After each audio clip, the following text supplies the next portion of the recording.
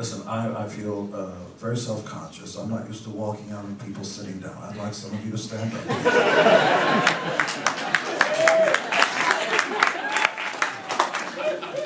All right, well, let me start talking because he's sitting.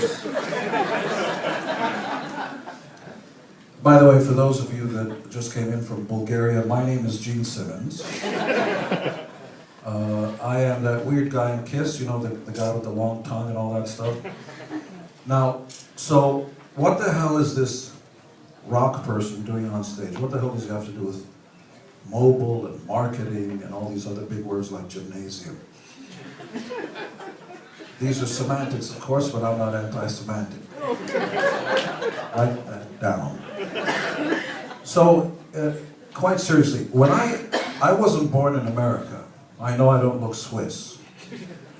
I came to America when I was 8.5 years old, and I couldn't speak a word of English. I was born in Israel. The language there really, unfortunately, is a dying language. The most popular sound there in Hebrew is by the way, that's the beginning of my first given name. Chaim. Like a sick cat throwing up a hairball. That's the sound. Shalom, ma shlomcha, Hashem sheli, Chaim. That is the most popular sound. So when I came to America as an 8.5-year-old boy, I noticed nobody spoke my language. I noticed they spoke something called English.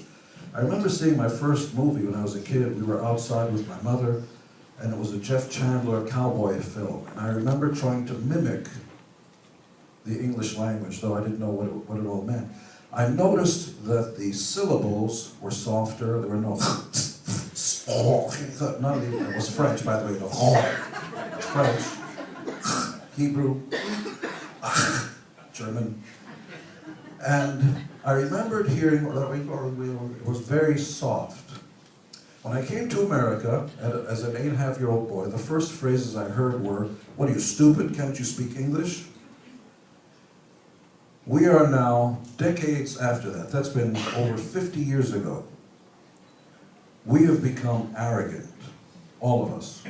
We think the world speaks English, and we think the world should speak English.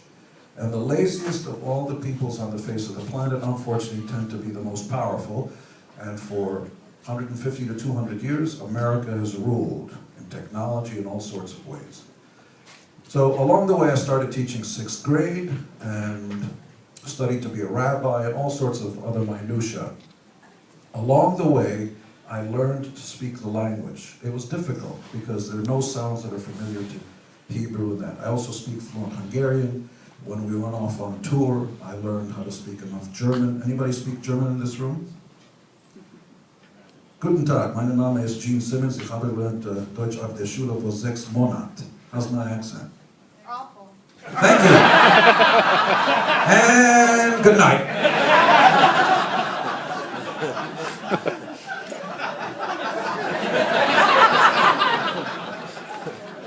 Kannst du sprechen Deutsch? Was? Dein Deutsch ist sehr schlecht. So you can't speak. I do speak well, that's a thing. Auf Deutsch? Du bist sehr schön.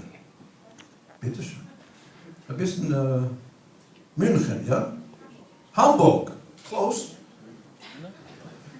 That's not a Bavarian accent, it's Hochdeutsch, which is high-class Deutsch. I can also speak fluent Hungarian. Anybody speak Hungarian? None. That's a dying language too. And a little Japanese, a little this, a little that. But I learned to speak these languages the hard way, which is it takes forever to do that. So along the way, besides learning to be a rabbi and teaching 6th grade in Spanish Harlem, where I learned the following phrase. Anybody speak Spanish? Okay, oh, you also speak Spanish. Oh, German, Spanish, you should be up here. One of the first phrases I heard when I went to teach in 6th grade in Spanish Harlem is Maricón, ratuyo, judeo, tu madre la, you know, all this kind of, which doesn't mean good morning Jewish person. Anybody know what I said? Yeah. I apologize. So, these were superlatives. See, whenever possible, stick in a big word and they'll think you're smart. And so KISS, by the way, I'll tie up all the loose ends and how this fits and why this guy's wearing cowboy boots and a suit and tie, you know, all this kind of stuff. It all makes sense, trust me, stay with me.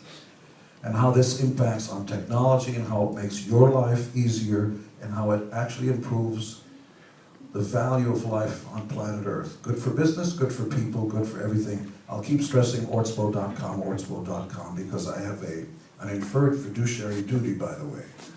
In the interest of full disclosure, I happen to be a part of his company. So, KISS started 38 years ago. For those of you that don't know, communists, KISS has worn more makeup and higher heels than even your mommy.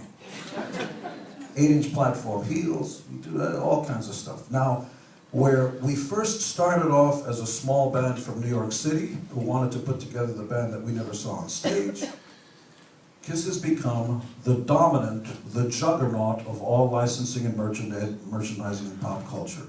We are an entity among ourselves. We're Disney without the overhead. We have 3,000 licensed products. Literally, worldwide. Everything from condoms to caskets. We'll get you coming, and we'll get you going.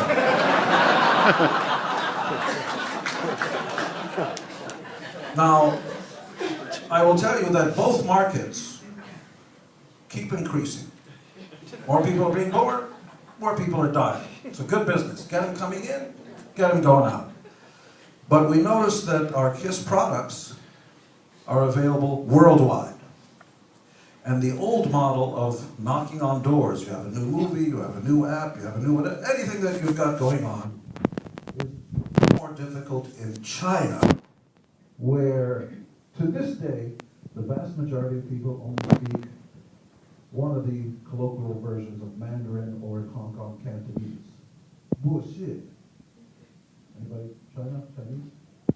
No. Put your hand up. You speak Chinese? No. Well, you understand. Oh, good. What did I say? She said. So, we've had various businesses. I have a TV show, Gene Simmons Family Jewels, seen around the world in 84 countries. I have been to Russia, all over the place, and you actually see them in two versions. Either in full English with our voices, with subtitles, or somebody dubs in our voices. In either case, it's an awful lot of work to make sure that our show and our products get released in other countries in their languages and so on and so forth. More importantly, I could never, until Ortsvo, I could never communicate one-on-one with somebody in Africa in Swahili. And I don't say that as a superlative of any kind. In real time. I couldn't communicate with anybody in Iran because even though I speak a few languages, I don't speak Farsi. Ortsvo.com is actually a fascinating idea. You're here because of the mobile world, and you're thinking of technology and schmetology and all this kind of stuff. Whatever business you're in, I urge you to just take a moment. Forget about the fact that it's good for humanity. It'll increase your business model like that tenfold immediately. By the way, I own my name and likeness, so any images that you pass, no, I'm kidding. No, I'm not. This is a cell phone. This is the magic wand. This is, every once in a while, God drops manna from heaven and gives you the access to the world. As it happens, of course, it's also a KISS product. Go get yours soon. My mother wants another house. Now, this is how simple this is. You get your emails on here, you can talk to people on here, and so on and so forth. But mostly you talk in English. This is a wake-up call for all of you. We're in the city of Los Angeles, right? We're in America. The dominant language is English. Everybody has to learn our language. You're fooling yourself. The largest broadcaster in Los Angeles, television, is not ABC, CBS, NBC. It's Telemundo, right? And who's the other one? Univision. They outperform ABC, CBS, NBC every single day. Do you listen to the radio set? That's in Spanish, by the way. Do you listen to radio? Turn on the radio. You'll see how dominant Spanish is here in this market. Go to Miami, go to Chicago. Spanish is a dominant language.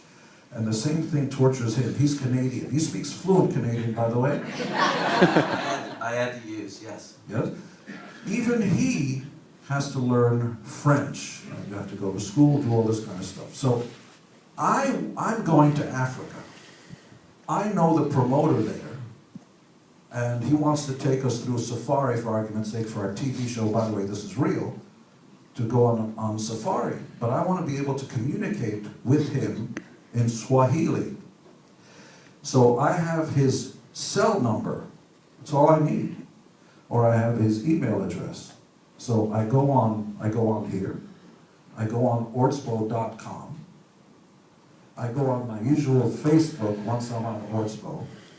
I pick Swahili, and I say, "Hi, Kumbo." You guys know. I don't speak Swahili. I hope this is coming out in Swahili, fluent, in real time, instantaneously. Sure enough, he gets it in Swahili. He doesn't have to be on Ortspo. He answers back. I get it in English.